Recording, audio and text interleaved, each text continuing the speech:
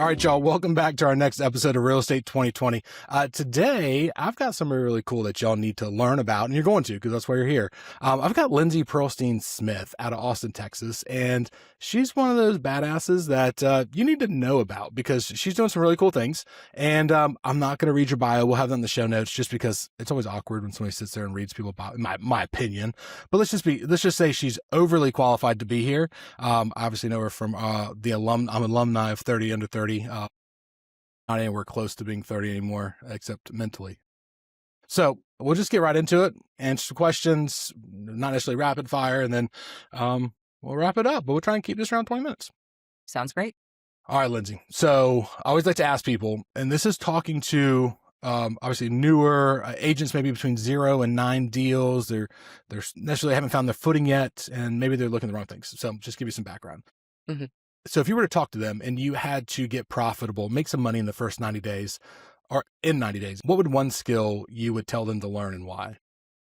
Absolutely open houses. Those are the people that are out there looking already. They're not just random people scrolling on the internet. They're taking time out of their day to go and tour properties or search these neighborhoods, and they're seeking information, and they're oftentimes hoping to meet someone to provide them with that info. So I would say open houses, that's where you're going to meet the most ready and willing buyers. Yeah. And I guess a lot of people look in the brokerage if they don't have listings, right? Just look in the brokerage, see if a producer will let them do open houses for them. Exactly. If you can find one person that lists a property every single week, there are some realtors out there that are listing multiple properties every single week. Yeah. They would love to have a go-to person to be reaching out to every weekend and saying, you're going to hold all of my listings open, and you are going to get so many leads from that. That's awesome. All right. So moving on. So just for some background, like what is one of your probably funnier stories from real estate that kind of makes you laugh when you look back on it? Like either I've got one where I just looked like a schmuck when I was like right into the business, thought I was something cool, but like what's yours? I definitely have those too. One of them that's more recent that's coming to mind is I was working with a client and he was a referral. So I didn't know him personally. And we went out touring for the first time and we were just getting to know each other. I asked him if he had any pets. He said no. So like yards weren't a huge consideration for him. And I'll never forget probably our 4th time out touring. At this time, we'd seen a lot of properties together.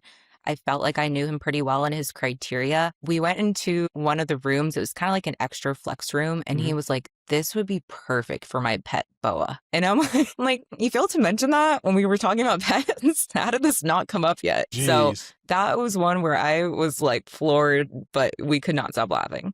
Yeah, it's like, I think with people that have snakes that big, you would think that's like one of the first things they say, right? Like I do yoga, CrossFit, and I have like a huge snake that I take care of. Exactly. And also like the food supply for the snake, like you need an extra freezer. So it's like there's criteria that are involved that like we did not discuss that we should have. I don't mind snakes, but you can't play with that. I agree. It's not gonna I didn't want to meet ball. the snake. That's one housewarming party I was okay not going to. We listed one time, and the 3rd bedroom was just these racks, like almost like kitchen racks. It looked like in a commercial kitchen, and they're just tubs and tubs of snakes. I was like, you're going to have to get these out of here for us to show. And like, we have nowhere to put them. And by the way, one's loose right now. So that's why you see like white powder on the floor. Cause when we wake up, we can see where it went. I was like, that is not okay. That is not okay. All right. So with that being said, like, what would you say is like everybody's got a real estate superpower. So what do you think yours is? I would say I'm a super connector. Like, I love nothing more than connecting people. It brings me so much joy. And I feel so grateful that I found a profession where I get to connect people with properties. Yeah. Like, that's amazing. But I feel like my true superpower is connecting humans with other humans. So I've helped a lot of people that have relocated here that were looking for jobs. I've connected them with people that I knew that were working in different industries. I've helped a lot of people that were looking for like a morning workout buddy. Okay, I have this other person that just moved here. Created a lot of like really amazing lifelong friendships for people. Yeah. And then in turn, I get to spend time with them. I'm kind of like connected with a lot of different social groups, which I really enjoy. Yeah. So I feel like that's my superpower. It's probably not bad for business either, I would assume. No, of course it's great for business too, but it's nice too that, it's not just for business. Yeah, absolutely. And then last little background, like, so what are some achievements or projects that you're kind of proud of that you've accomplished? The 30 Under 30 is absolutely like my highest accomplishment to date and the thing that I'm most proud of. I feel like an unintended kind of consequence of that is the friendships that I made through it. my like class of, so to speak, all the people that are around my age, we're all fairly close. We chat continuously in the Facebook group, and that's been really nice getting to know people from all different parts of the country and how their businesses run. It's the go-to place to be able to ask questions like, how are you doing this in your business? And hear from people that are also working at a really high level. So that's definitely my highest achievement to date for sure. So you grew up watching your dad, run the boutique brokerage, right? Mhm. Like, what did you see behind the scenes that most agents never realize when they're not like a second gen realtor? Yeah, I mean, I think they used to do things differently. So, he had a whole closet full of keys and like trying to make sure that those keys were tagged with like the appropriate addresses and so much more like manual versus computer. I grew up where I was helping him with a lot of handwritten letter campaigns. And yes, people still do that. But at the same time, they're not necessarily signing it themselves. Yeah. Oftentimes they're using these softwares that it looks like handwriting and Yeah. it's not. So everything from like, addressing the envelopes to actually writing the letters, it was a lot more old school or old fashioned way of doing things that is still like very productive activities to this day. Yeah. No, that's a good one. Um, and so with that same note, you moved markets, right? You came from Boston to Austin, which that's got to be confusing. Like, what did you have to do to like get your business from like zero? Because second gen realtors, like you do have a little bit of a leg up because you know what you're getting yourself into, and you've kind of got some probably personality traits, if I had to guess, that were built into you. But like, how did you start over with no relationships?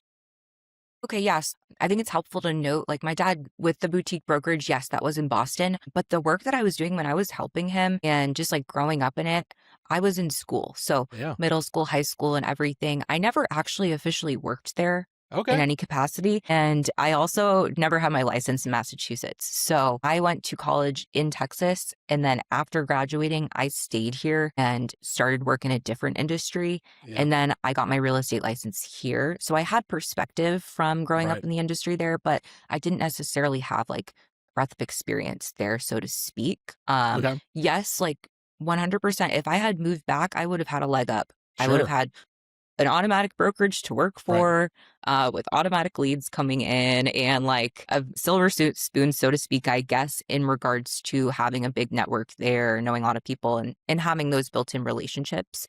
I still had plenty of friends here. They just weren't necessarily buying houses at the Right. time.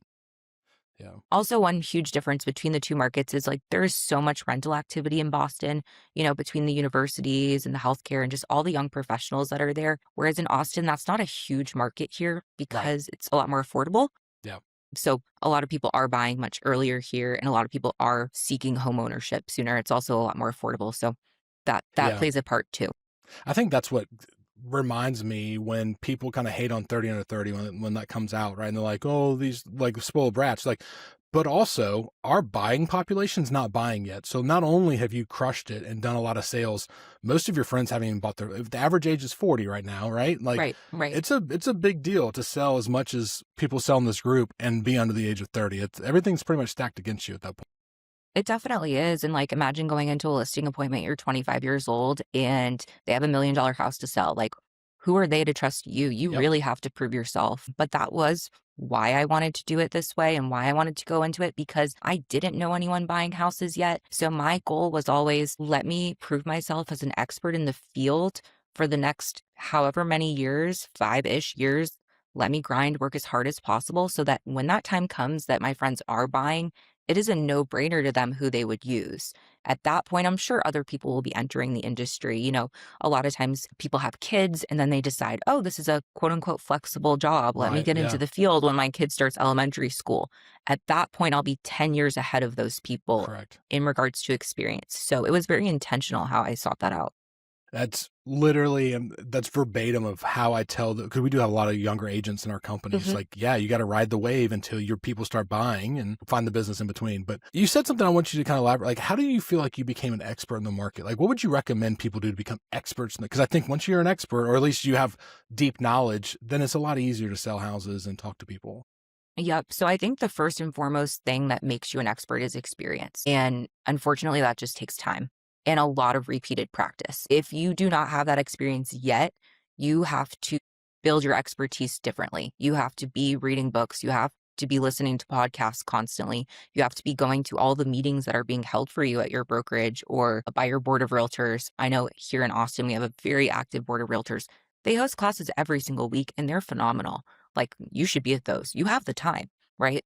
So when I was newer in the industry, I would say maybe 25% of my time on education, like Yeah. truly, Yeah. um, and the other 75% on my business. And so that education piece was huge. And when it came time to get my broker's license, which in Texas requires 900 hours of education, I already was well on my way because Yeah. I had spent so much time educating myself. So you have a fiduciary duty to educate yourself and become an expert. You're helping people with the largest transaction of their lives. So it's it's like negligible if you don't. Like Yeah. it's like negligent. Sorry. It's the Yeah, right yeah, word I'm looking yeah. for. Like, Hey, you you say whatever have you want. to. I agree. And so many people just get into like the TikTok phase of like, let me just put a lot of stuff on social, but not actually have the knowledge to back it up when those people actually call them. So I agree. Mhm.